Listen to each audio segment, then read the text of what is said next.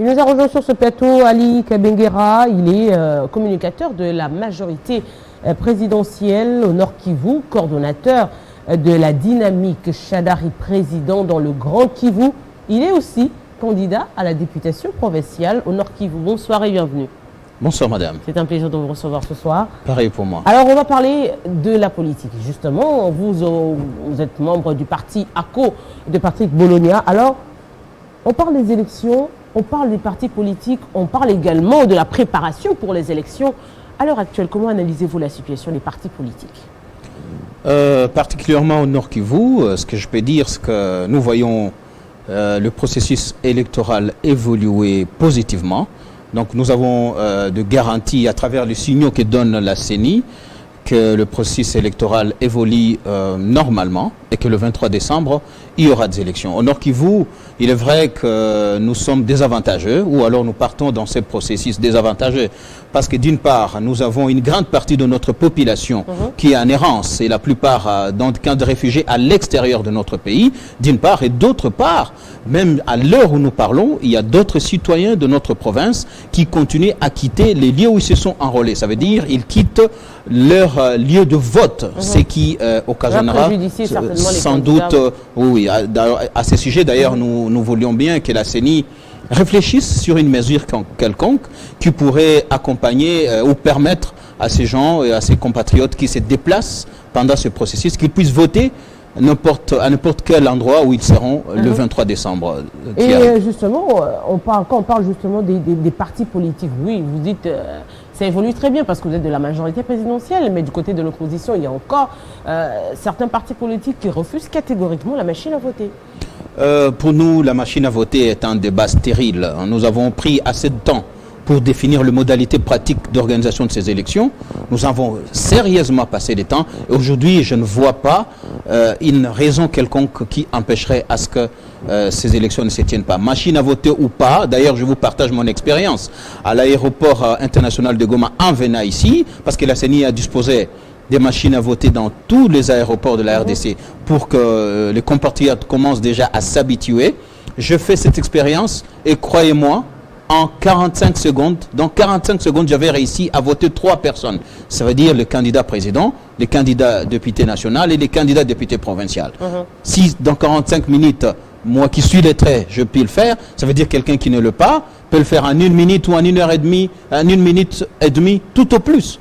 Ça nous économise et le moyen et le temps. Alors la dynamique Shadari président, ça va se passer comment? Parce que il y a les législatives et les présidentielles qui vont se faire au même moment. Ça veut dire que vous allez battre campagne au même moment, que ce soit avec les législatives, les présidentielles, en même temps député et comme coordonnateur de la dynamique. Ça va se passer comment avec la campagne? D'ailleurs, je vous dis que c'est un grand avantage qui est de candidats qui acceptent d'accompagner notre candidat, les camarades Emmanuel Shadari, parce qu'en étant sur terrain, quand vous mobilisez vos électeurs, rappelez-vous que ce sont ces mêmes électeurs qui vont élire le président de la République, ce sont les mêmes électeurs qui vont élire le candidat député nationaux, ce sont les mêmes électeurs qui vont voter les candidats députés provinciaux. Donc c'est comme qui dirait d'une pierre deux coups. Donc ça va être très facile et nous sommes très confiants. Ça ne va pas vous désavantager? Non, nous ne croyons pas vraiment que ça va nous désavantager. Nous avons levé l'option d'accompagner le camarade Emmanuel Shadari. Eh bien, nous accepterons de se salir s'il le faut pour qu'il passe. Alors, vous étiez également, je dirais, quel est votre point de vue après la présentation officielle de l'équipe qui va battre en campagne? Eh bien, qu'est-ce que je peux dire? Nous avons suivi la nomination de cette équipe de 43, si j'ai bonne mémoire, 43 cellules. 46 cellules. 46 cellules. Avec plus ou moins 833 personnes. Eh bien, nous allons d'abord commencer par féliciter les camarades Shadari qui a pris la mesure de la responsabilité qui lui a été confiée désormais par le patriarche Joseph Kabila Kabange. Et nous félicitons également le président de la République Joseph Kabila d'avoir, pour moi, à mon sens, déclencher une rupture avec la culture africaine.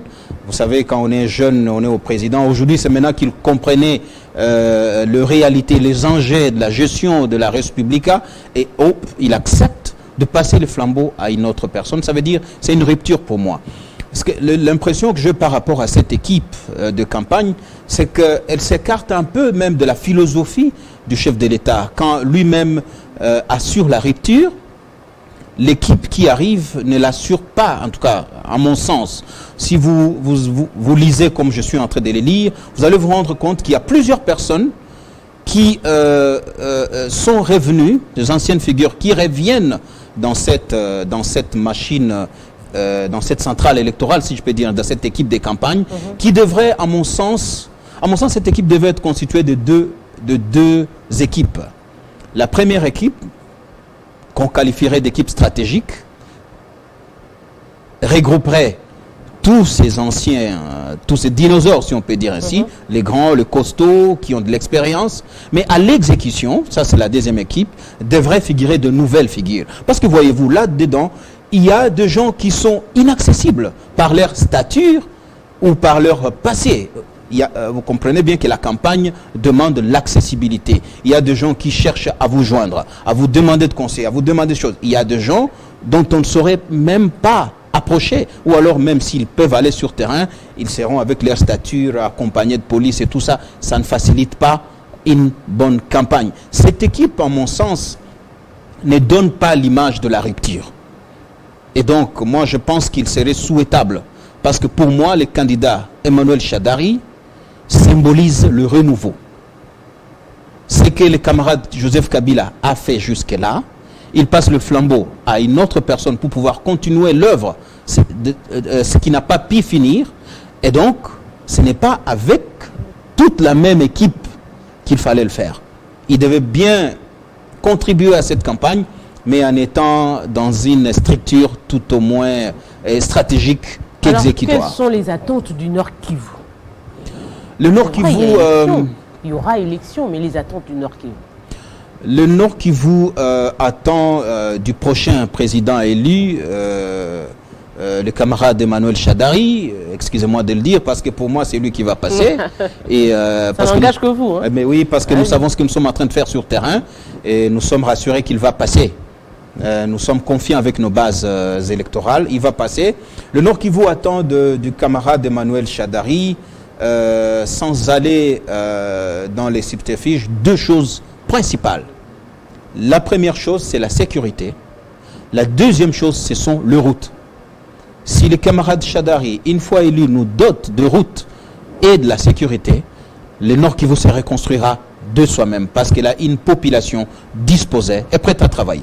Mais il y a quand même des problèmes dans le Nord Kivu liés, par exemple, à la spoliation des maisons des tiers. Oui. Oui, ça c'est sûr.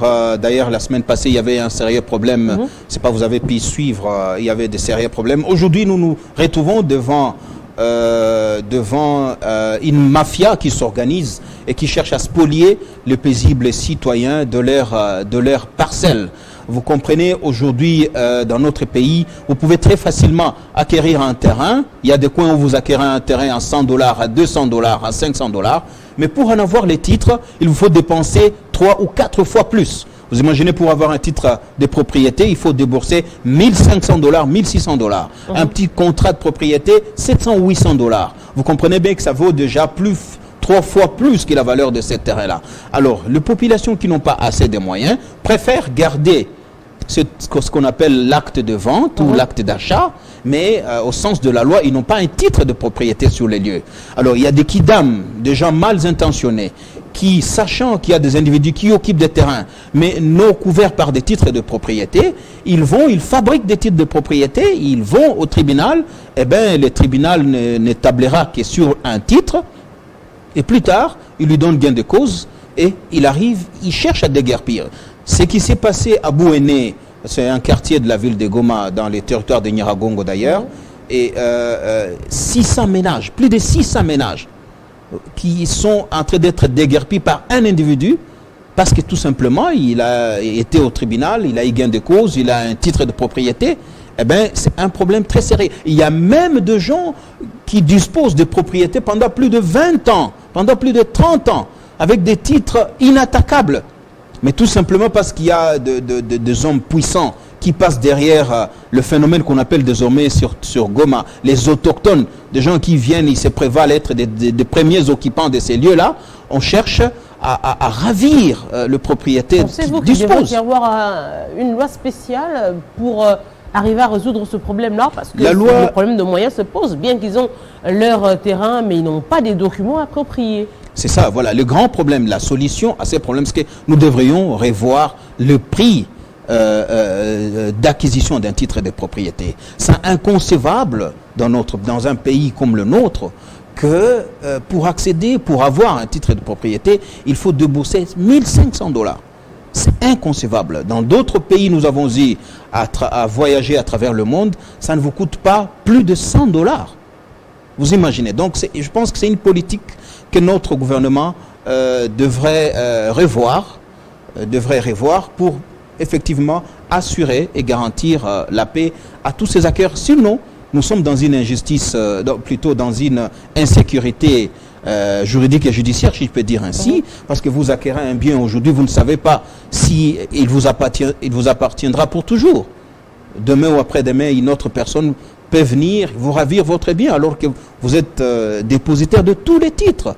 Et même pour les investisseurs qui cherchent à venir dans notre pays, ils vont avoir crainte. Et donc, ça nous met dans des problèmes très sérieux. Nous le voyons parce qu'il s'agit des petits citoyens, mais croyez-moi, à la longue, même des gens qui pouvaient amener des milliards et des milliards dans ces pays pour booster notre économie auront des difficultés parce qu'ils auront peur. Ali Kabengera, voilà, j'y arrive quand même. Voilà. Merci d'avoir répondu à notre invitation.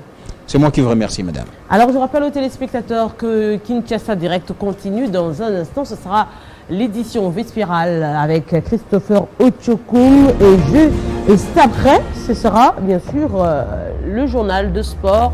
Et moi, je vais vous retrouver juste après la grande édition du journal. Donc, à très bientôt.